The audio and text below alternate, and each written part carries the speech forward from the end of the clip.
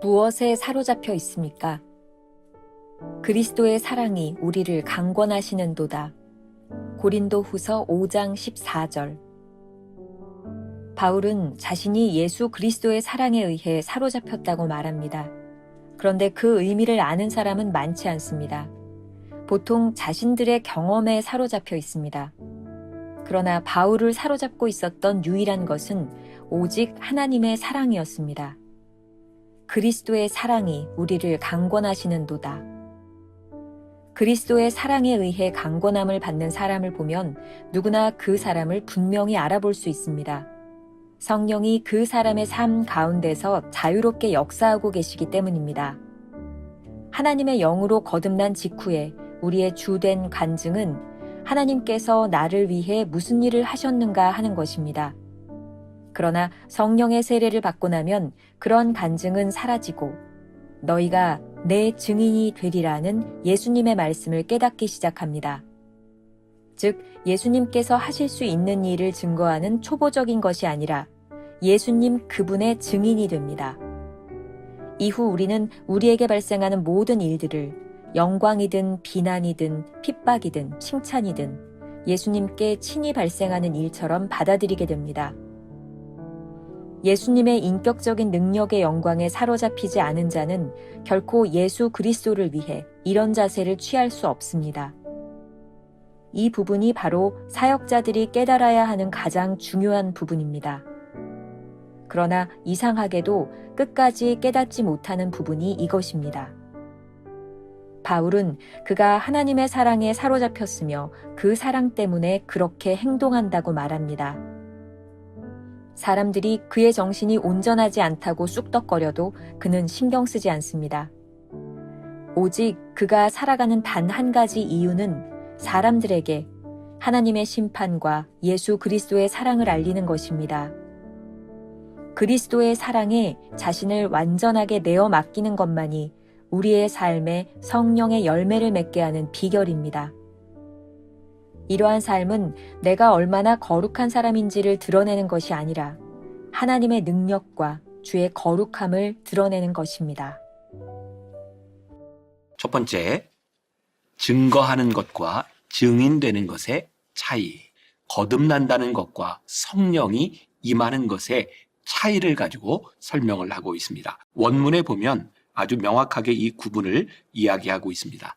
거듭난 사람들은 하나님께서 나를 위해 하신 일을 간증하는데, 여기에서 간증은 테스티모니, 자기에 대한 이야기를 하는 것을 말하고 있고요. 개인적인 사건에 대한 이야기가 되겠죠. 그러나 성령 세례를 받고 나면 테스티모니를 하는 것이 아니라 하나님을 증거하는 증인, 즉 위트니스를 한다고 이 단어를 사용하고 있습니다. 사도행전 1장 8절 말씀에 보면 오직 성령이 너희에게 임하시면 너희가 권능을 받고 예루살렘과 온 유대와 사마리아와 땅끝까지 이르러 내 증인이 되리라. 여기에 성령이 임하시면 여기에서 증인된다고 하는 것은 위트니스라고 하는 말입니다. 제자들은 십자가에서 죽으시고 부활하신 예수님을 믿는 사람들이었습니다. 그러나 그들에게 성령이 임할 때 그 주님을 증거하는 증인들이 될 것이다, 이런 말이죠. 챔버스는 이러한 성령의 사람을 가리켜 그리스도의 사랑에 의해 강권함을 받는 사람이라고 말을 합니다. 그리스도의 사랑에 의해 강권함을 받는 사람 안에서는 성령께서 자유롭게 역사하시죠. 이 증인들은 이런 특징을 가지고 있습니다. 챔버스의 글을 인용합니다. 예수님께서 하실 수 있는 일을 증거하는 초모적인 것이 아니라 예수님 그분의 증인이 되는 것입니다. 이후 우리는 우리에게 발생하는 모든 일들을 영광이든 비난이든 핍박이든 칭찬이든 예수님께 친히 발생하는 일처럼 받아들이게 됩니다. 성령께 사로잡힌 사람은 예수의 증인이 됩니다. 나에게 일어난 일을 단순히 간증하는 사람이 아니라 나에게 일어난 일이 아닌 예수님을 증거하는 증인이 되는 것입니다. 진정한 증인이 되면 우리에게 일어나는 일들이 바로 예수님께 일어나는 일들이 됩니다. 우리가 핍박을 받을 때 예수께서도 핍박을 받고 우리가 칭찬을 들을 때 예수님이 칭찬을 들으시는 것이죠. 영광을 받든 비난을 받든 온전히 주님의 것이 되는 것이 아닐까요? 참된 증인이 된다는 것은 단순히 그분이 하신 일을 말하는 것이 아니라 바로 그분에 대하여 증거하는 것입니다. 두 번째 주제, 사랑에 사로잡히면. 오늘 본문 말씀을 보면 사도 바울은 그리스도의 사랑이 강권하사라고 말하고 있습니다. 우리가 그리스도의 사랑에 항복하는 순간 사람들은 우리의 모습 속에서 그리스도의 모습을 보게 됩니다. 그리스도의 사랑에 사로잡히게 되면 우리는 사람들의 소리에 더 이상 신경 쓰지 않게 됩니다.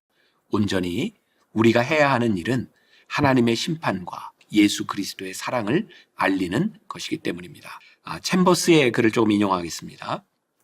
그리스도의 사랑에 자신을 완전하게 내어 맡기는 것만이 우리의 삶에 성령의 열매를 맺게 하는 비결입니다.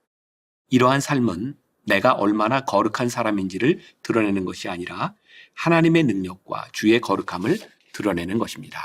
사랑에 빠지면 우리는 합리적 계산을 하지 않습니다. 세상 사람들이 생각하는 지극히 이성적 사고도 하지 않습니다. 주님과의 사랑에 빠지면 세상에 대하여는 바보 같은 사람이 됩니다. 2012년 7월 미국발 외신은 사랑에 눈먼 한 여인을 소개하고 있습니다. 39세인 여자 변호사가 35세인 남자 마약 거래범의 탈옥을 도왔다가 체포된 이야기입니다.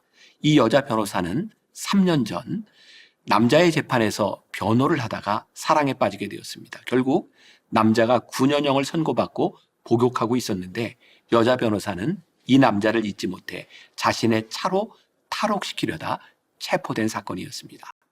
심리 연구가들은 이렇게 말을 합니다. 사람이 사랑에 눈이 멀면 합리성이나 논리성은 온데간데 없어진다.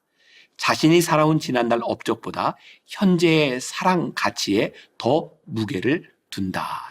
잘못된 사랑에 빠진 사람의 예를 들어서 죄송합니다. 하지만 사랑에 빠진 사람의 행동을 가장 잘 설명해주는 이야기라는 생각이 듭니다. 우리가 주님과의 사랑에 빠지게 되는 것은 지극히 개인적이거나 이기적인 관계로 들어가는 것이 아니라 진실하고 우주적인 관계 속으로 들어가는 것입니다. 이 세상을 향한 하나님의 마음을 품는 사랑 속으로 들어가는 것입니다. 그 사랑으로 인해 우리는 주님의 사랑에 온전히 헌신하게 되는 것이죠.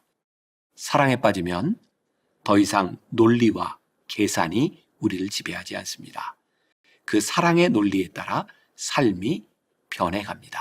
오늘 우리가 이런 질문을 품고 또 하루를 지나가면 어떨까요? 우리의 눈을 멀게 한 것이 무엇입니까? 우리는 무엇에 사로잡혀 있나요? 기도하겠습니다. 오늘 말씀을 통해 우리가 증거하는 것과 증인되는 것의 차이를 우리들이 배웠습니다. 하나님, 우리의 마음속에 소원이 있습니다. 성령에 사로잡힌 자가 되어 사랑에 사로잡힌 자가 되어 성령의 인도하심을 따라 주님을 증거하는 삶을 살아갈 수 있기를 간절히 소원합니다.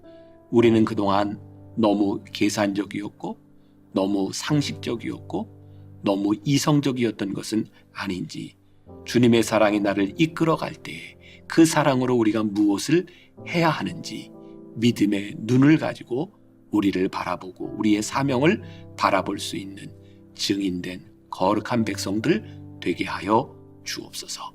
예수님의 이름으로 기도했습니다. 아멘.